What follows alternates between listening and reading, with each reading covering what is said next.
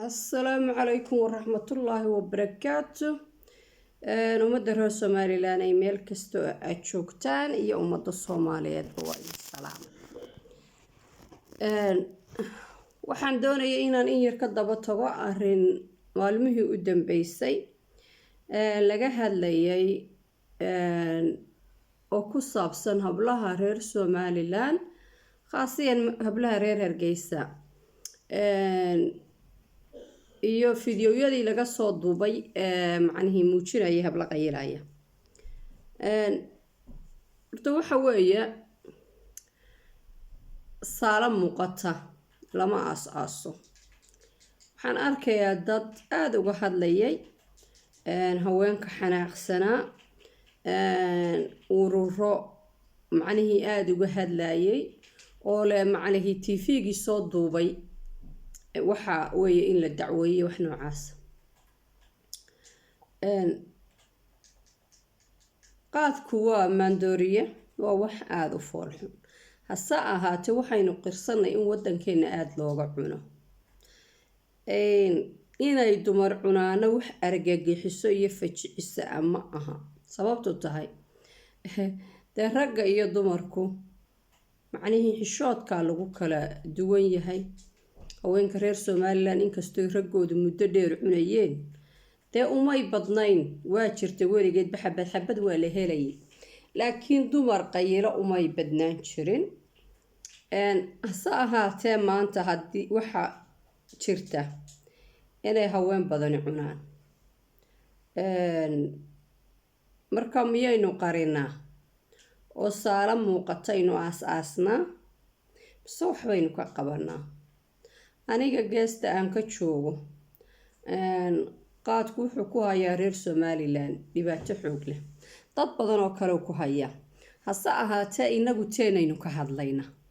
inaga teenayna qusaysa marka macnaheedu dad kale magaala la ceebeeyay hablihii reer Hargeysa la ceebeeyay waxay ila tahay magaalo aan laga cunin qaad oonay haween cunini Soomaaliya ku geyga Soomaalida inaanay jirin hase ahaatee inagu waxa haboon inaynu teena ku mashquulo oo macnaheedu dad kale wax inaga sheegaya iyo magaaladeena la caayaya iyo waxa intaynu iska ilowno aynu sida ay daacada uga hadallo dhibteena waxa hubaal ah macnaheedu tiro hadda badan ma aha laakiin waa ku soo kordhaysaa cunida qaadku geyga Somaliland iyo magaalada Hargeysaba uu ku soo badanaya marka aniga waxay ila tahay telefishinkaasi inaan wax dhiba geysan maadaama aanu hablihii wajiyadoodii muujin maadaama aanu hablaha codkoodii muujin haddii aanan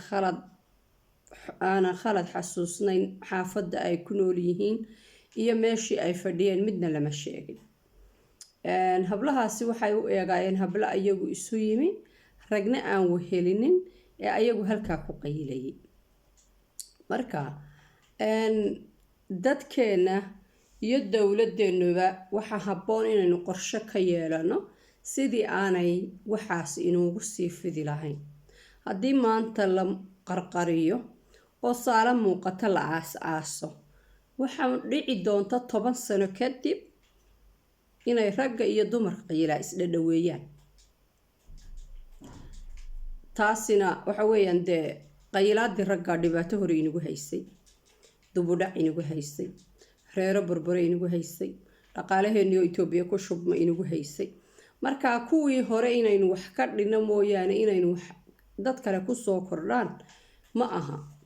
marka aniga siday ila tahay waa inay dawladdu qorshe ka yeelato hay'adda caafimaadku ay qorshe ka lahaato laga wacyigeliyo dhalinyarada qaadka qasab laguma joojin karo laakiin waa in wacyigelin laga soo jeediyo iskuulada iyo dhalinyarada da'yarta laga wacyigeliyo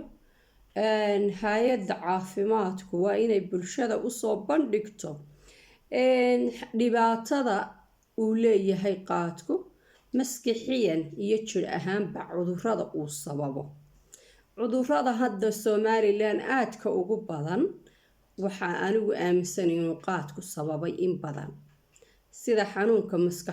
dhiig furanka ah dadka macnihii uu dhiigga madaxu kaga furmayo inta badan waxaa keena xanuunka dhiigkarka qaadkuna wuxuu keenaa dhiigkarka haddii aad akhrisataan kolley wax laga qoray waa jiraan dowladaha reer galbeedka dhulka reer galbeedka haddaad joogto wax laga qoray waad helaysaa marka anu ma hubo wadankeena in wax laga qoray laakiin wadamada aan joogno waa laga qoray dhulka aan joogo waa ka madno waxa uu la mid yahay daroogada kale ama maandooriyayaasha kale ayuu qaadku la mid yahay dadkeenu waxa laga yaabaa inaanay aqoon badan u lahayn dhibaatada uu maandooriyuhu keeno waxaa laga yaabaa khamriga yaqaanaan wax kale khamriga maandooriye u yaqaanaan wax kale oo ay maandooriye u yaqaanaan ma jirto laakiin qaadku waa maandooriye waxaanu keenaa xanuuno badan oo maskixiyan iyo jir ahaanba marka dadka waxaa loo baahan yahay in laga wacyigeliyo in ay dowladda iyo hay-adda caafimaadku hay-adda caafimaadka xoog la saaro si ay wacyigelin uga soo jeediso ayaguna haddii aanay aqoon u lahayn daroogada iyo maandooriyaha in ay aqoon ay ka yeeshaan furhooyo inay aqoon ka yeeshaan oo dadkii laga wacyigeliyo laakiin haddii la qariyo oo la yidhaahdo dhibaato ma jirto hablaha iyagu ma cunaan habluhu raggay la mid yihiin habluhu waa bini-aadan waa khaldami karaan inan yaroo fudud baa jirta inan yaroo qalqaaliyaa jirta midaan maskixiyan u dhammayn baa jirta habluhu waa bini-aadan marka bini-aadankuna waa khaldamaa marka in wax weyn laga dhigo oo la yidhaahdo siday u dhacday inay habla cunaan ma aha waxa weeya in la yidhaahdo sidaynu u xalinaa sidaanay halkaa u dhaafin asliyan baqaadku wuxuu inagu hayaa dhabarjab dhaqaale dhabarjab caafimaad dhabarjab family marka dowladda qasab yay ku joojin laakiin qorshaha ka keento caalamka meel maandooriya iska socdo oo goortuu doono iska soo geli karo oo bayac mushtar caadiya loo haystaa ma jiro waa loo haysan jiro aqoon daray inagu ahayd dad waxaynaan aqoon u lahayn ayuu ahaa laakiin maanta aqoon baa loo leeyahay haddii aan wadankeenu dee aqoon u lahayna dowladdu waa inuu hay-adaha caafimaadka waa in xoogga la saaro iskuullada waa in caruurta loogu dhigo oo laga wacyigeliyo oo xiisadaha loo dhigayo sida maandooriyahana qayb laga siiyo marka aniga siday ila tahay intaynu qarin lahayn aynu dafiri lahayn inay dhibaato jirto waxa habboon inaynu dhibaatadii wax ka qabano qaadku muu ahayn inuu waqtigu doono iska soo galo goortuu doonay layska iibsan karo dowladdu waa inay qaadka wax ka qabato waa inaan matalan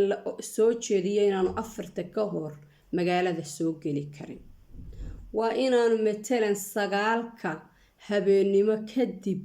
aanay meelaha lagu iibiyaa furnaan karin laakiin hadday wixii uu iska fasax yahay dee inanta yari sida iyaduba sida inanka yara qalqaaliga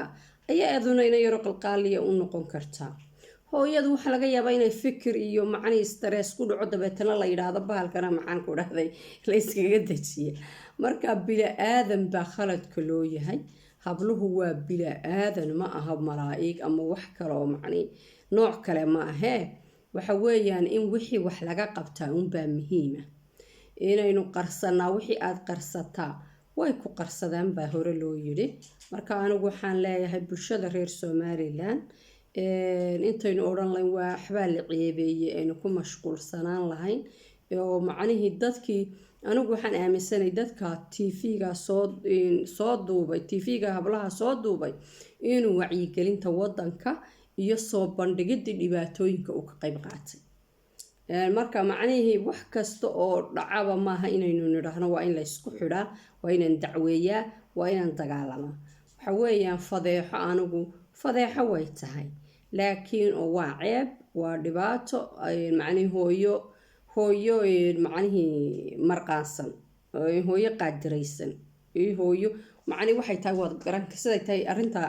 hadday madalan dumarkaasi caruur lahaayeen caruurtaasi dhibaatada ku jiri karaan waad fahmi kartaa laakiin de waa wax jira weeye dhibaato jirta weeye dhibaato jirtana lagama doode xalkeeda la raadiya marka waxaa loo baahan yahay kaliya inaynu xalkeedii raadino wax kastana aynaan ahaanin dad waxaana lagu sheegaa inaynu dad runta sheeganahay marka inaynu wax qarino wax kasta qarino ceebaha waa la asturaa waa sax weeye qofku macnii inaad haddaad xumaan aragto inaad soo bandhigta maaha laakiin inamadaasi ama dadkii kasoo dubay tv-gaasi hablaha wejigoodii way qariyeen codkoodii way qariyeen meeshii ay macnihii xaafadday ku sugnaayeen waxba kamay sheegin marka anigu waxaan arkaa inay si anshax ku dheehan yahay ay usoo bandhigeen bulshadii ugu soo bandhigeen dhibaatadii waddanka ka jirtay dowladda iyo hay-adda caafimaadkaba waxaa laga rabaa inay la timaado qorshe waxaan ummadda lagaga joojinayo qasab lagagama dhigi karo oo lama odhan karo hala xidhxidhayo hala qabtay gaarigii sidaha lala wareegay laakiin waa in loo dejiyo qorshe lagu macnihii aanay dadki goor walba u helin jaanis ay ku iibsan karaan in la qaaliyeeyo oo aanay qof kasta iisi isaga iibsan karin oo inanka yara macnihii 12 jirka nusa saaciisa aana ku iibsan 6 kun oo Soomaaliland baa la siiyaan u malaynaya majinta marka waa wax aad u jaban weeye oo inta dadka inta badan heli karto marka bulshada caafimaad darrada iyo ilka la'aanta dhiikarka fikirka macnihii xanuunada dhibirka ee faraha badan qaadku wuxuu ka yahay qayb laxaad leh marka waxaa looga baahan yahay dowladdu inay qorshe la timaado dadka waxa siday ummadda uga joojin lahayd macnihii oo looga wacyi gelin lahaa in loo keeno in matalan iskuulada xiisad ka mida laga dhigo daroogada iyo kawciyigelinta daroogada kow iyo inay caruurta macnihii dhalinyaradu markay malcaamadaha ka baxaan ilmalaha qur-aanka dee ma sii wadaan cabsi alla ka cabsiga iyo diinta in la weyneeyo oo iskuuladana macnihii xiisad laga dhigo xiisada diinta iyo tanaarkuutikadaba iskuulada ay qayb ka ahaadaan waxaan arkaa waxay aniga ila tahay inay wax badan ka qaban lahayd oo ummadda wax badan ay ka joojin lahayd oo dhalinyaradu macnihii haddii diiniyan daroogadu waxay tahay loogu macnayn lahaa iyo dhibaatada ay maskixiyan iyo jir ahaanba ay u keenayso mustaqbalkooda iyo maxaanku dhahay waxbarashadooda ay u keenayso haddii sidaa looga wacyigelin lahaa waxaan aaminsanahay inay hoos u yaraan lahayd hablaha cunaana ay aanay hablo badana aanay cuneen qof kale wala iska helaya laakiinse sidan hadda ay ku socoto haddaynu u dugsano dhibaatada oynu u qarsano waxaan u filayaa inay waqti kooban gudihii inay ragga iyo dumarka cunaa isleegaan doonaan taasina waa masiibo soo socota weeye waa wax ay loo baahan yahay in laga hortago marka dowladda waxaan kula dardaarmayaa TV-gayga ay soo gudbiyay videoga ay soo gudbiyay u gaar madaxweynaha iyo dowladda iyo ummadda reer Somaliland ee ku hawlan ee danaynaysa ummadooda iyo dalkooda marka waa idin salaamay assalaamu calaykum waraxmatullaahi wabarakaatu in yaro kala dardaarana dhalinyarada reer Somaliland ee iska caayaysa maxaan ku rahday iska caayaysa social media walaalayaal hoos u dhiga ayda joojiya qabiilada caayaysan joojiya xanafta dadkeena dhextaa la haweyneynin oo haboonboonina waan idin salaamay khayr baan isku ognahay assalaamu calaykum waraxmatullaahi wabarakaatu